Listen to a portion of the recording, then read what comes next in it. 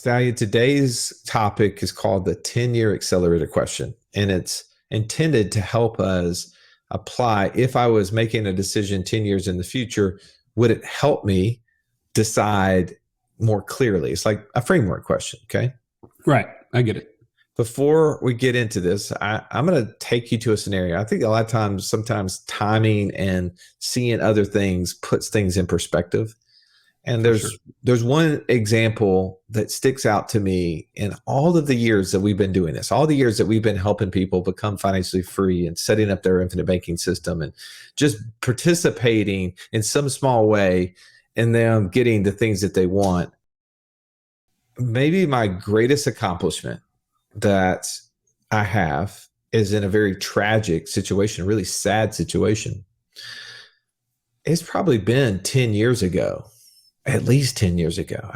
I used to go down to the medical schools, the dental schools, and I would teach on, practice management, how to manage money better and how to get your cash in places you can use it. And making sure at that time I was even helping people who needed disability insurance and other things, right? Just all the little things, because I didn't have the knowledge I have today on all the passive income stuff. I remember one young guy, he was amazingly bright and had no business talking to me because I was not amazingly bright. And we were at a restaurant because I had held an event for them after school let out. And what I know about, young medical residents and dental residents is that they don't have a whole lot of money and they work long hours and they're hungry. So I held this little like after hours cocktail and appetizers event. And this guy's sitting there and everybody else is having a good time drinking and doing all this stuff. He could care less about that. Like he's over there like eating chicken fingers and, drinking water. And he came over to bend my ear and he just was like, look, I know that my colleagues over here, they're only living for the day, but I want to live like 10, 20 years in the future because I know what's going to happen in the future is going to be different and I want to prepare for it. And I was like, man, that's pretty awesome. And by the way, being in the world I was in, it was like, yeah, you're speaking my language. Let's do this thing. And so I met with him and I actually met with he and his wife and we talked through different things. And one of the things he said is, look, I've got a little bit of money saved and I've heard you talk about this infinite banking thing. And I want to apply and I want to set it up on myself. I want to set it up on my wife. And he went in and literally set up some plans that at the time I was like, are you sure? Cause like, he was like putting like 20 grand away a year. Now that's peanuts to what most people are doing. But for someone who didn't make any money and he was going into a residency program where he was going to make like 17 grand, it's like, it seems like a lot, but he was like, no, I know that setting myself up for the future is going to make sense. And yes, my job that I'm going into, I'm going to get paid a lot of money and it'll be a non-issue. I thought, okay. So we organized all of these insurance policies and Joey, about 18 months goes by and I get a call from this guy. He says, hey, I got some news that it's just news. It's not great news, but I just wanted to bring you in the loop because you're somebody that I think a lot of. And I want my wife to be able to reach out to you if ever needed. I was diagnosed with a rare form of cancer and, I think I'm going to beat it. And we're going to do some treatment. We're going to like do everything we can. And we're not going to sit back. We're going to be proactive. And he was very upbeat, Joey. And I'm trying not to get emotional because it's not fun to talk about, but I think it's pertinent to our conversation today. And he said, I just want to know that, like if all the things we set up, am I covered? Like, is my work life covered if I don't recover fully and can't do the job I want to do this disability policy? Yes, answer is yes. If something goes tragic and I don't make it through this cancer, is my wife covered? Like, will she get some money? And answer is yes. So fast forward about 18 months, he passes away. He fought an amazing battle. His spirit, his witness to the Lord was really impressive given the circumstances that he went through. And I was faced to meet with his wife, this mid-20s wife, by the way. And a conversation was around not like how ridiculous this was, because it was ridiculous, or what she was going to do with this several $1 million because that was happening too with the life insurance stuff. But our conversation was more so around about like how amazingly he had thought into the future. And had he not pulled me off to the side that day and had that conversation, we were sitting there with chicken wings and Sprite while everybody else is partying and enjoying the evening. We wouldn't have been there having that conversation a little over 3 years later.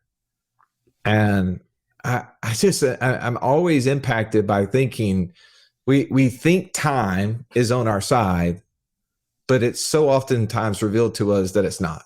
And today's topic is not necessarily as deep and emotional as this one, as we're talking about right now is, but it also brings in perspective how we need to look at the future, how we need to make decisions, and not just allow the urgency of the day to always be the thing that interrupts the important that we should be doing. Well, I think you're going to enjoy today's topic as it will challenge you to think potentially how to get off of go, right? What is it today that I can take action on that 10 years from now, I will look back and realize was the first domino potentially in getting me to financial freedom, or thinking about your relationships differently. So I don't want to take any more away from the episode. Thank you for sharing that story, Russ. I never knew those details surrounding that circumstance, but I'm very grateful that that family has been blessed by this concept and what we're talking about today. Let's go ahead and get up to the table here, Russ, and belly up.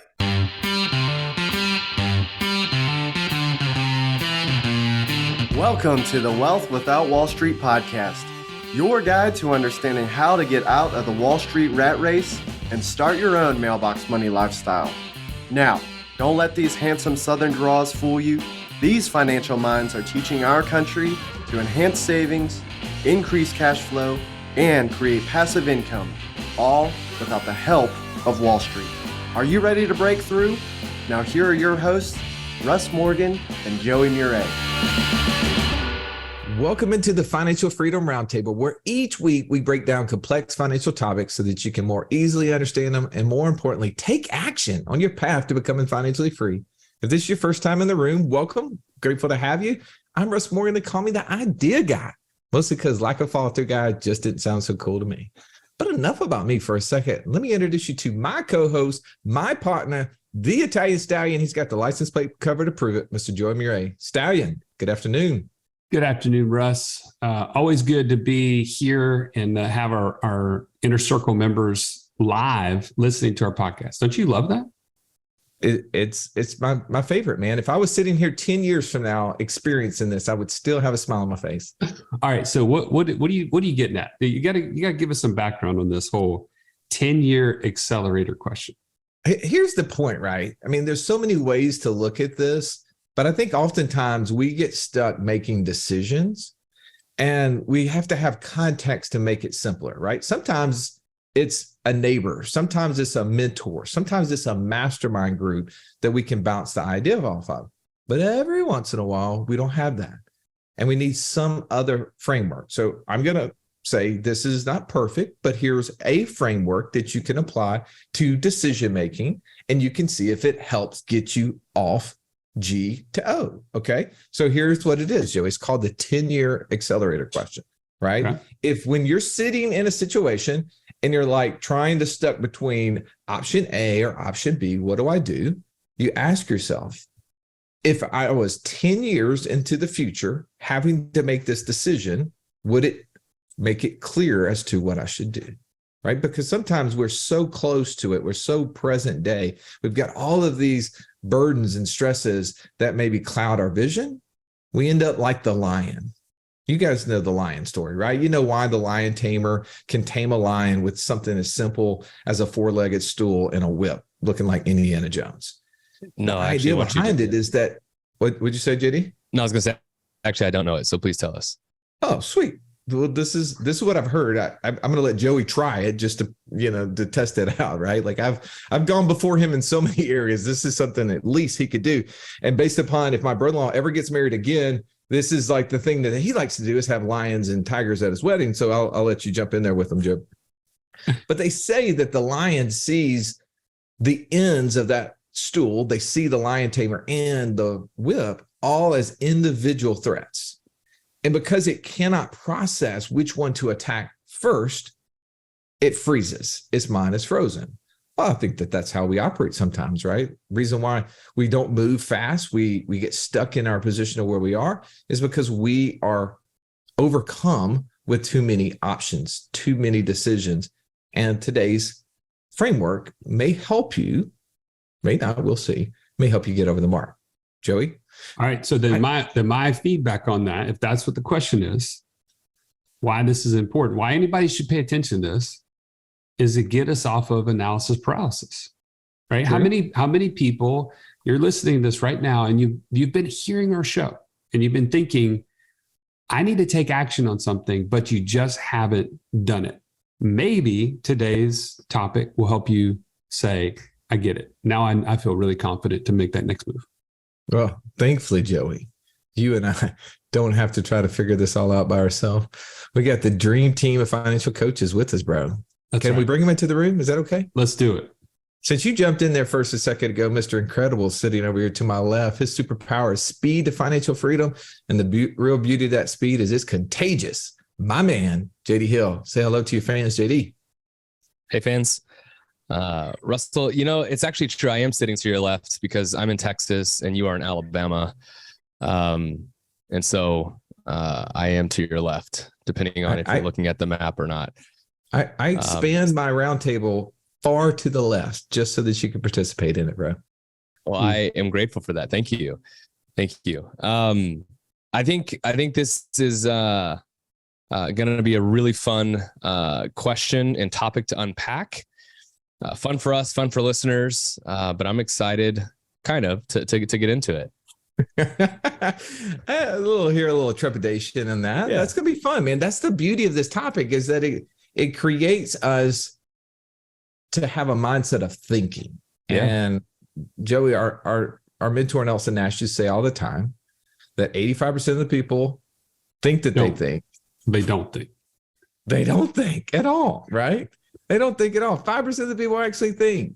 10% of people think they think, and 85% of the people don't think at all. And I hopefully that you guys will be one of the Nickelbackers with us today, as Joey likes to say, since that's his favorite band. Let's get over. And that should have been the walk-up song today, Mark. Should have been a Nickelback just for our stallion who loves them so much. Look at this photograph. Let's go further to the left, a little left and to the north on the table. The retiree of our group, Mr. Catch Me If You Can, when he's not killing bears with his bare hands or spear diving for tuna. He's right here dropping gold nuggets, the one and only Mr. Mark Cargucci. Welcome, Mark. Good afternoon. It's a good day because there's more than one worker on my deck today. So really, it can only get better, because one is none and two is one. And if you've got 3 or 4 that are watching the one that's working, that's better than none. So I'm going to go with that. Hey, if we were sitting here 10 years today, would the deck be finished? Is the question probably to be asked. That's a great question. And I shudder to think that we might have to wait the full 10 to find out. Oh my goodness. Let's hope not. This is so good. Well, we're missing our beloved Sherlock Holmes today, but he helped us give insight into today's topics. I'm gonna start up the conversation here. This is a simple way. Let's start the bar low and let's move it up. I'm doing a call a few minutes ago with a guy, and in the background, I can hear my 17-year-old and 15-year-old just catfighting. I mean, it's like, there's just like everything happening out there, and I'm thinking, what has transpired? So I get off the call, I go out there, sit down with the oldest, and we start talking, and crazy things, like monumental things have happened in our house. Like you could not imagine worse things, right? How could my sister have wronged me any more than this by eating the last ice cream sandwich? Ooh. Clearly she knows that I've kept that ice cream sandwich in there just for me. There was 4. She's already eaten 3, and now she ate the 4th. That's not fair. You should not do that. Wow. So I'm sitting there having the conversation, and we're talking through things. And one of the things I brought up was, if we were sitting here in 10 years, would you react differently than you did today in relationship to this matter? And she was like, yeah, it wouldn't be that big of a deal to me. I would have let it go. It would have been silly. And I thought, the coaches are going to love this. This is a great way for us to look at decision making, right? Applying things that sometimes can be overwhelming at first, maybe even highly emotional. But if we were to consider them into the future, maybe it would change our opinion. So I'm gonna punt the ball over here to you, Joey. I want to try to figure out a money question for you that if we were sitting here talking about this, how do you feel like this might help you? So first, why do you think it's important for us to tackle this meaty topic today? Well, I think I'm potentially answered that earlier and you weren't listening, but I wasn't. Thank you. That basically, if you are one that it's you're stuck in analysis paralysis, this may be the question that helps you take action today, right? Because here's what I'm thinking when you ask this question. 10 years from today, if I'm in the same financial position that I am now, and looking back, what am I going to wish that would have happened? I'm going to wish that I had taken action today and taken action in a way that in 10 years, I have more freedom than I have today. If not full financial freedom, depending on your current situation, that I could see progress. And sometimes if we don't force ourselves to think in the future, then we really don't have any motivation to make changes today because it's hard, right? It is hard to get outside of like the ruts that we have in our lives. Think about it. I mean, if let's say that right now you are in that W-2 job, you don't necessarily love it, but what do? You get in the car, you drive, you turn on the Wealth Without Wall Street podcast, you listen, you hear cool stuff, and you go and you get stuck at work. You go home, you have all the things and the responsibilities of kids and keeping up the house and all the things that you have to do. You go to bed, you start over the next day. It's a record that you have to interrupt to say, I'm not going to continue to do that. I'm going to make a change, and I'm going to make small incremental changes that will make the next 10 years different than the last 10 years. And that's why I think this is important. Mm. All right. So here's what I want to pose to you, JD. Let's give a very specific question that I know that you've been asked tens of times, if not hundreds of times, is should I consider exiting my IRA, right? Maybe it was a 401k that now has been rolled over to an IRA. Maybe it's been an IRA from the very beginning. I'm going down the road of becoming financially free, and I'm trying to decide, should I continue doing this in one hand because maybe all of the people around me are doing it. The advisor who talked to me about it from the beginning continues to encourage me to make the contribution. Maybe I even get the call at the end of the year from my accountant reminding me, hey, by the way, you can defer another, 50 grand into this SEP IRA or whatever it may be. How do you feel like using this framework could help give clarity to that? They say hindsight is 20/20, right? It's it's easier to see things after having gone through it. And so I think there's a lot of that in this question. And if I'm looking back over the last 10 years of my life, I would have made a lot of decisions differently, right? Particularly as it relates to creating financial freedom, savings, where I put investments and those types of things. And I think, as you would approach this particular question, it's the answer is, would this decision have actually gotten me closer to financial freedom, right? So like, am I putting my money into this investment, this IRA, because it's actually getting me closer to financial freedom, or is it because I'm just checking the box to get a deduction, right? And I think a lot of times it's more of a reactive type of a thing more than it is an actual thought through thing. And I can't tell you how many times I've sat with people that have money trapped. In fact, I was just talking to an individual yesterday. We were talking through his IBC system that we've set up for him. And he's like, I've got $300,000 in IRA. What should I do? And it's not uncommon, right, that we meet with people that have money that's sitting somewhere that they can't do anything with. And I think armed with the knowledge that you have, it helps you on how you would then make obviously future decisions. So if he was sitting there 10 years from now, would it be that difficult decision to make based upon all the things he's going to learn over the next 10 years, given the experience that he is gaining right now? That's right. And so what ultimately comes out of that is, well, knowing what I know now and what I can do with this to create passive income, it would make sense for me to cash it out, pay the penalty, pay the tax, because I know I can more than make that up over the next 10 years. Right. So it helps to frame the decision in a more objective way, instead of approaching it subjectively and looking at all the things like you had mentioned earlier with the whole lion tamer thing. Like, it's easy to see the penalty. It's easy to see the taxes. It's easy to see all of these other distractions that prevent you from actually making the best decision for you financially. Can I jump in for a second? No. Okay. I'm going to do it anyway. But the issue with what you just said, though, I'm going to play the devil's advocate. Someone's listening to you and saying, yeah, that makes sense if in 10 years, my education has grown. Mm-hmm. My knowledge and exposure of what options were available to me has deepened, and I've gotten to become a better investor. Sure. But if not, then it doesn't make the decision easier to get out of that IRA, right? In fact, it may even solidify that I need to keep it because I don't know anything better to do with it. In fact, I almost feel paralyzed by the idea of, if I had this money, what would I do with it?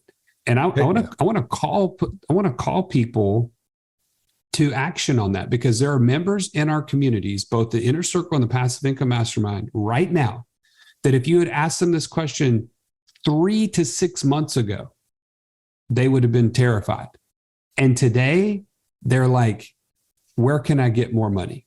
Like, where else can I access cash? Because I now am equipped to do something with it. And that to me is empowering. And I want to call people into that, not this like, hey, this paralyzed. Mark, I'm going to jump in front of you real quick because I got to combat my partner here. Come on.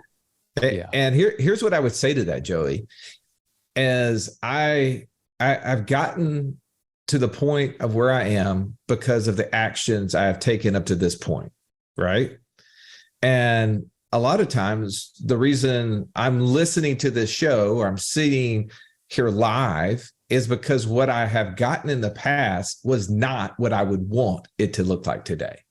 And I've already started envisioning my future being dramatically different than what it is today. So I'm already determining the decisions I'm going to make in the future based upon the fact that I have to change. I have to do differently, right? So if I'm sitting there 10 years from now and I'm like, I've already figured it out, or if I haven't, like, I'm going to expedite the process that much quicker because now I'm 10 years older.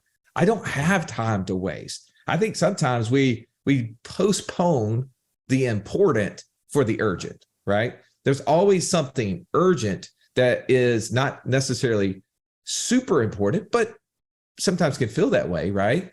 And we avoid the things that we really want in life, and then we're frustrated. Right? If I don't plan my schedule and I'm frustrated every single week at the end of the week that I didn't accomplish the 10 things I needed to get accomplished, that was really important, so that the next week I would have more time, and I keep chasing my tail, right? If I keep postponing it, if I keep going 10 years down the road, I've run out of time. I don't have time anymore to do it. So I'm going to say, I'm going to immediately take action, even if I don't have the information, even if I haven't gained 10 years worth of information. What I know is that my urgency level has now become the important as well. Mark, add into this discussion. How does someone take a financial decision like that? Maybe it's that one, or it could be another one. Maybe it's like, should I start the infinite banking system now on myself? You know, like, there's a lot of other ideas. I'm trying to create passive income. Is that not the most important thing for me? Should I not go ahead and try to create the cash flow that gets me out of the job that I hate? I hear people talking about this whole infinite banking thing, that makes sense. I don't know which one of those two decisions you want to jump on, but how would the 10-year accelerator question help someone that you're dealing with one of those type of financial questions? Oof, that's heavy, metaphorically and literally. I think either of those would be very good to talk about. One of the things that I'm actually going to ignore your question and talk about instead, because I find it so much more fun when I do that. Everyone likes to talk about what they care about, so me too.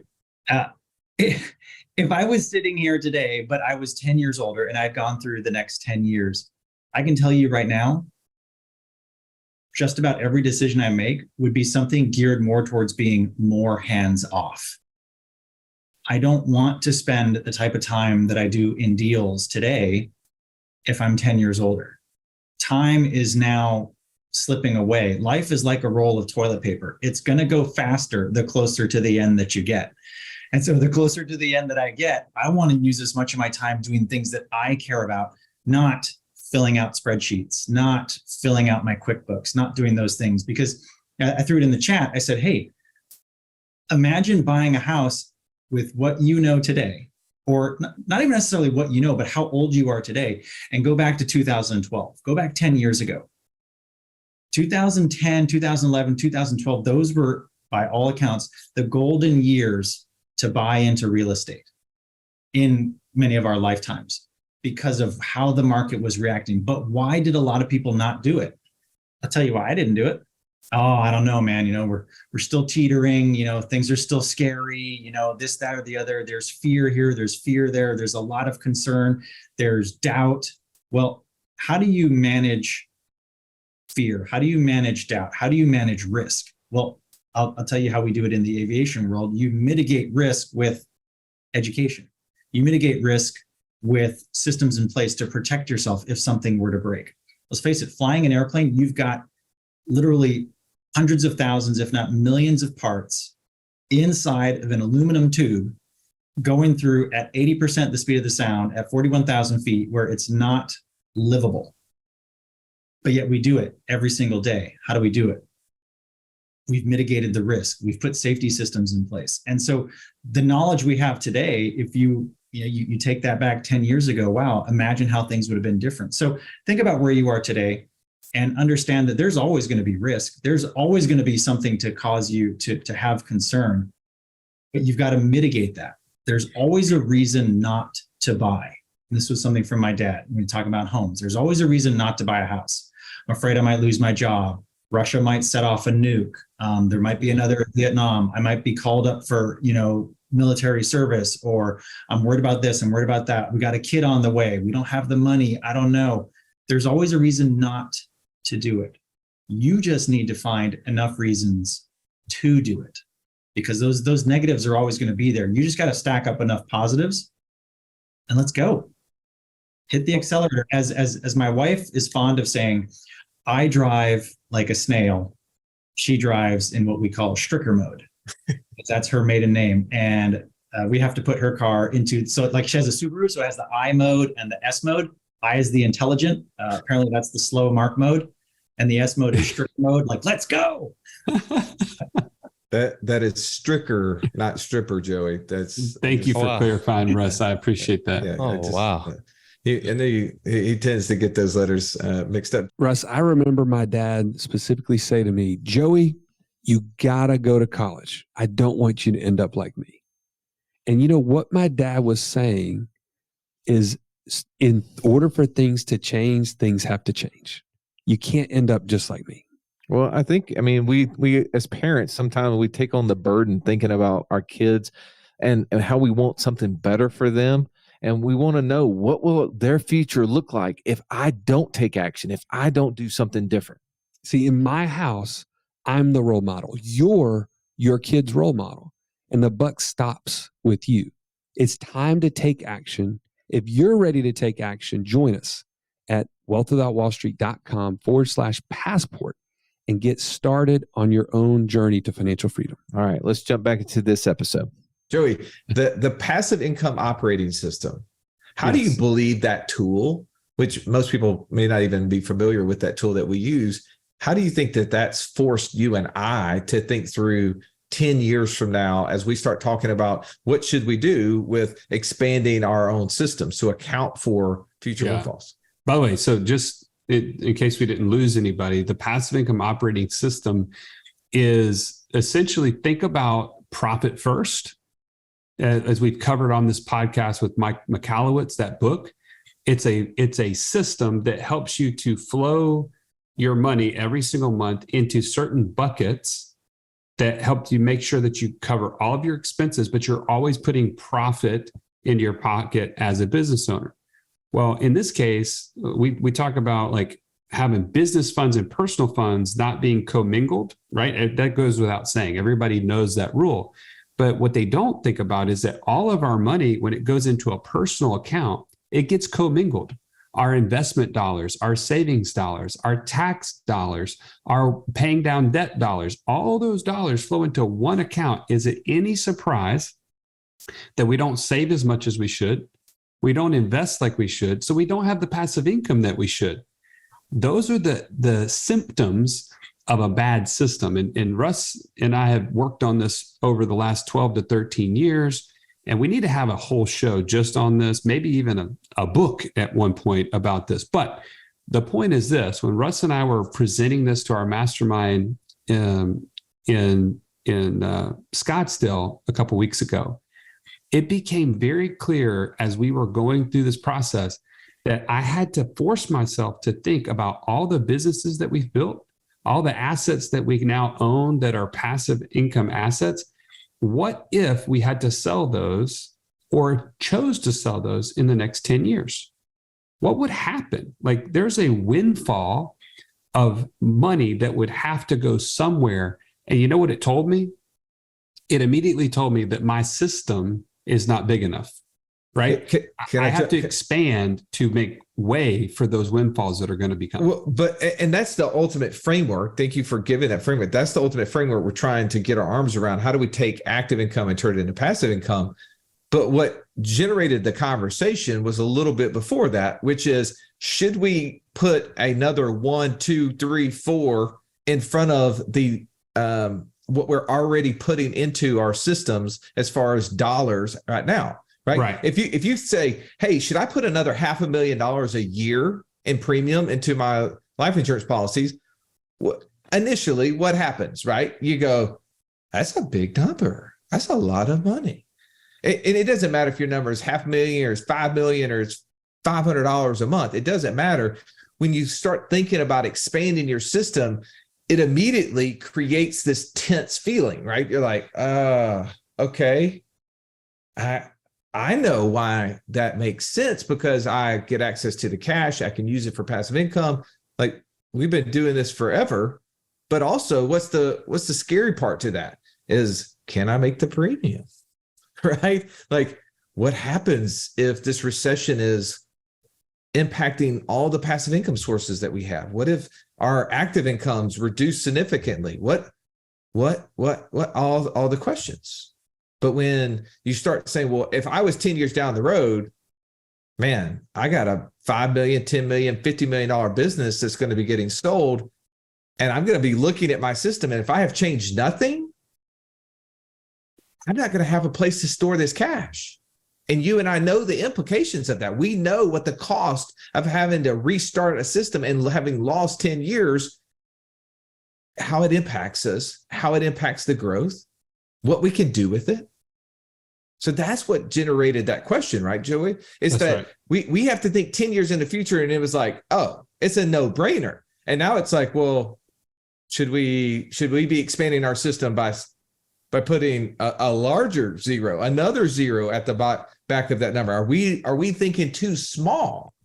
Right. Well, then what questions does that create? Well, what if I don't have access to the cash right now? Can I go borrow it? Can I go get a line of credit to expand my system? Does that make sense?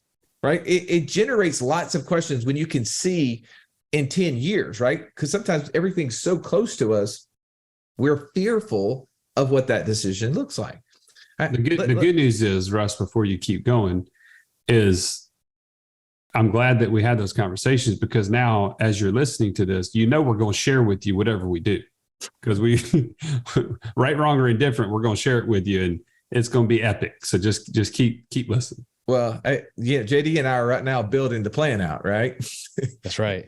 We're building it out because we're gonna share it with the mastermind in December. So it's coming. I mean, it's coming to a mastermind near you, and exactly how we're going to do it, because I'm excited. Like when we went through that process for us, it immediately, like, it was like a no-brainer. Okay, I gotta go.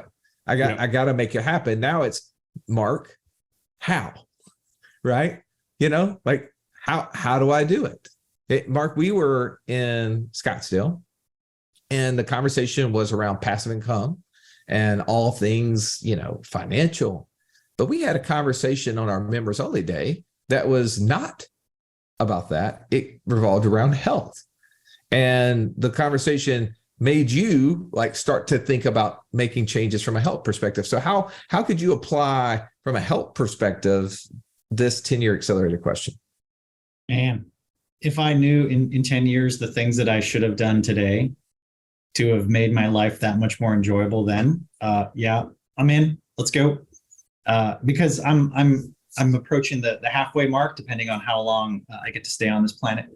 And things are starting to fall apart, like I never thought I would hurt myself putting on a t-shirt, but I've done it. Oh, and yeah. It is incredibly humbling. And if I were to rewind the clock 10 years and tell myself 10 years ago, all right, dude, check this out. You're really going to need to start stretching more at the gym. Don't worry about the weight so much, but stretch.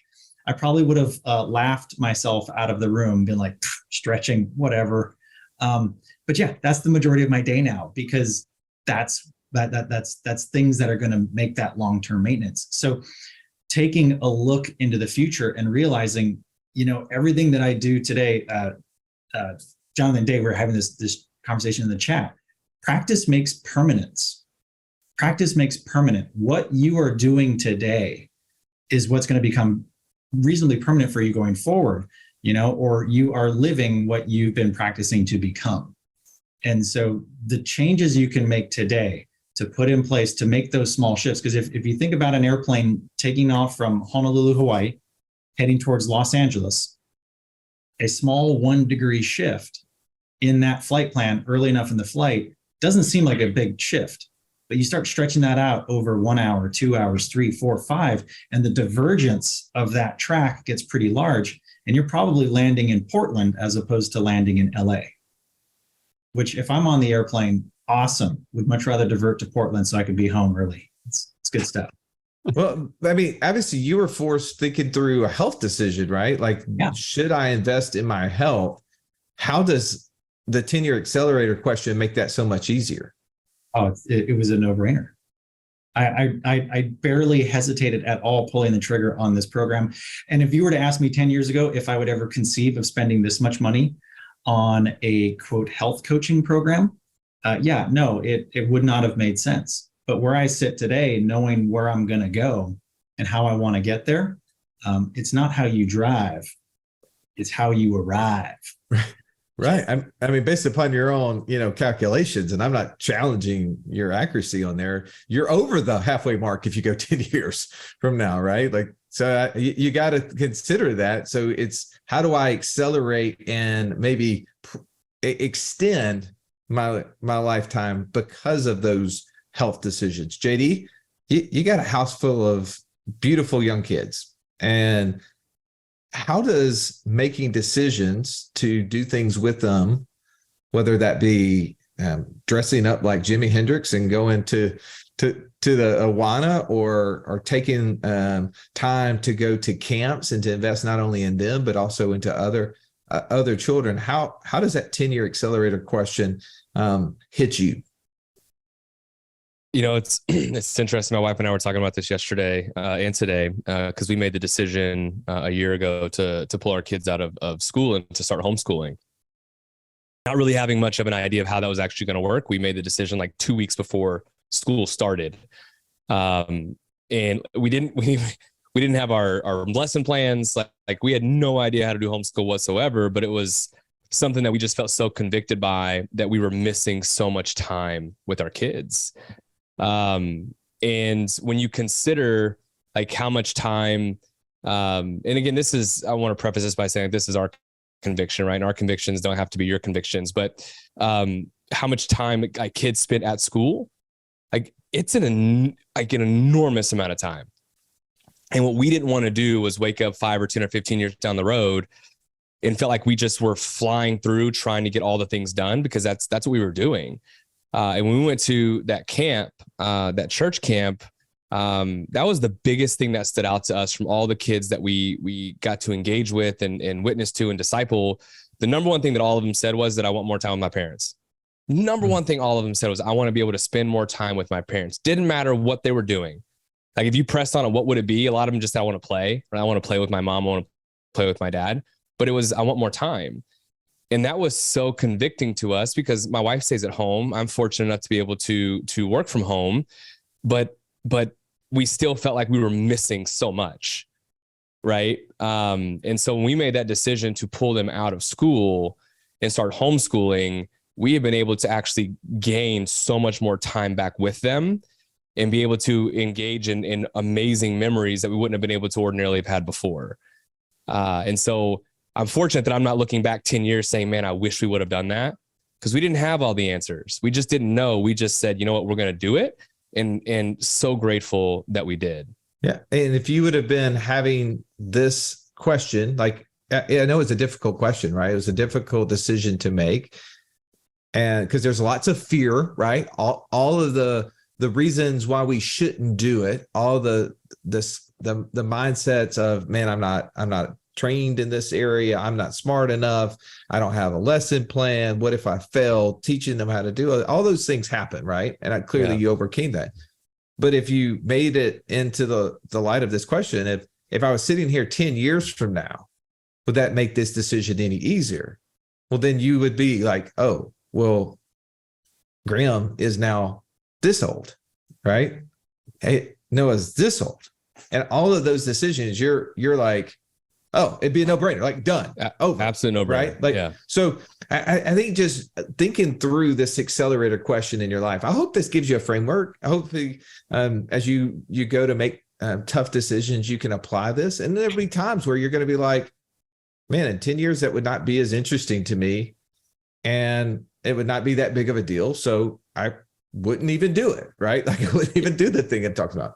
Go ahead. Just real quick, I just want to say something because this just occurred to me. How many times have you been faced with a difficult decision and then after having made the decision, realize, wow, that really wasn't that difficult at all? Right. Right? Like, because again, you have the perspective of hindsight to be able to look back and say, you know what, that really wasn't that bad. But we talk ourselves into why it's hard. And instead of just making the decision and having faith that you're going to do what's necessary in order to make it work, you'll realize like, wow, you know what, that's really not that hard of a decision. Man, Joey, I remember I was 13 years old. It was Christmas season. I'm at the mall. I walk into, this like urban R&B type store.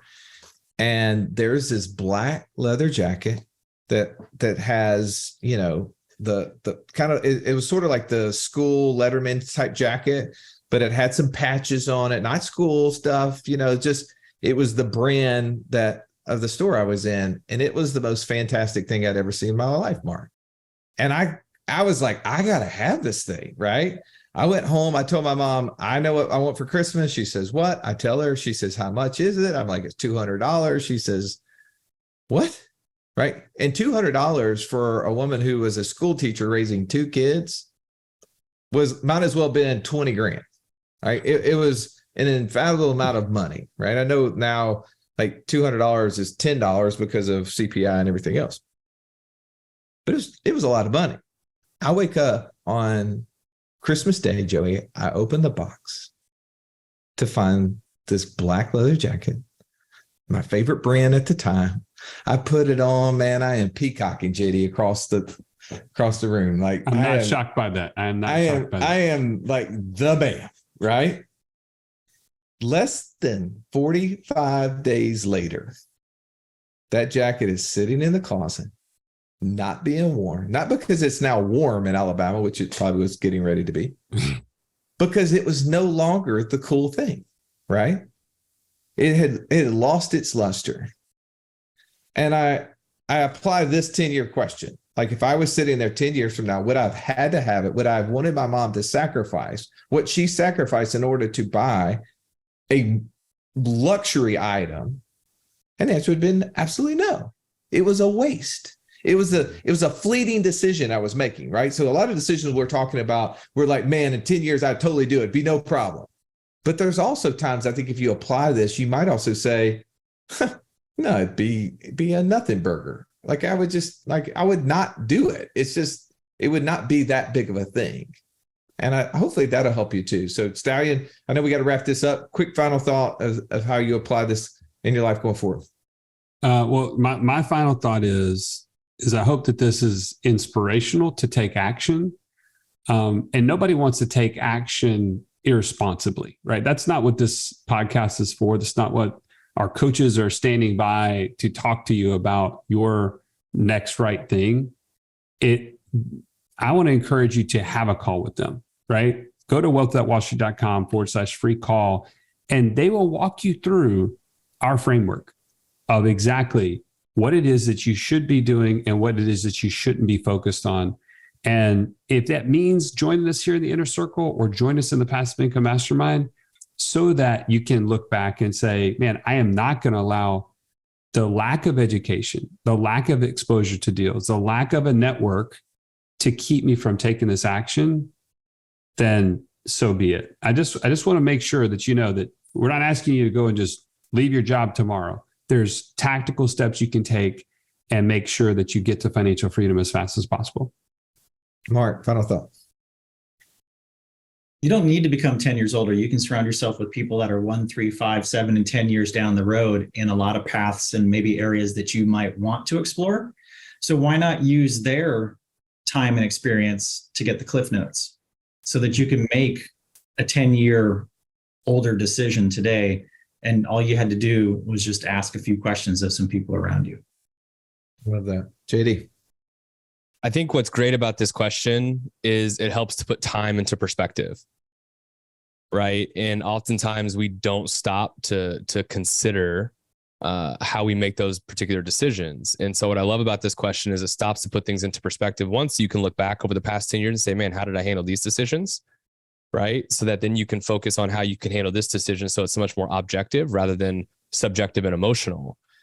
And so I think realizing one, that time is finite, right? So the faster you take action on something, the better off you're going to be, regardless of the outcome. It may be 10% worse than what you thought, but it's still going to be better than doing nothing. Right. And so those would be my final thoughts.